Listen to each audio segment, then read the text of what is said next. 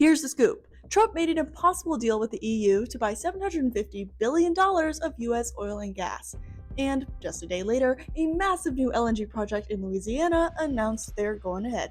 Seems suspicious, right? Frontline leader Rashida Ozain, founder and director of the Vessel Project of Louisiana, said this in response. I've seen my kids struggle with asthma, eczema, headaches, and other illnesses that result from the pollution petrochemical and LNG plants dump into my community. I won't stop opposing this project in every way I can because my children and everyone's children deserve to breathe clean air, drink clean water, and live in a healthy environment.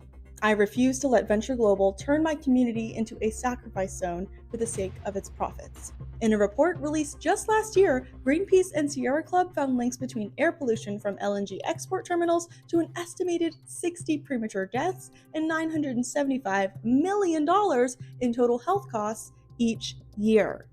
Liquefied natural gas, or LNG, is primarily made up of superpollutant methane, which is 80 times more harmful to the climate than CO2. And methane is a small, slippery molecule that escapes out of engines, pipes, and is often even released on purpose by industry because of pressure buildup in tanks. That pressure release is called a methane flare, seen here. The devastating impacts of LNG are disproportionately felt by Black and Latino populations, who most often live near gas facilities. The report found that if all proposed and planned projects were built, Black and Latino Americans would experience air pollution at up to 170% and 129% of the rate of white Americans.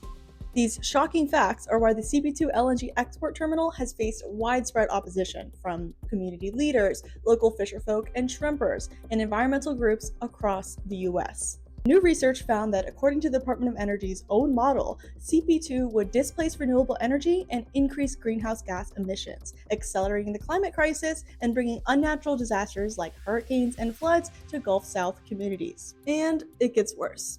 Since CP2 was approved, its developer, Venture Global, has allowed sludge to overflow into local waterways, contaminating fish and shrimp ecosystems that local communities rely on for their livelihoods. Community representatives are calling out this pollution and fighting for accountability. Let's put a stop to this polluting project together. Join us in calling on big banks to say no to LNG and no to CP2.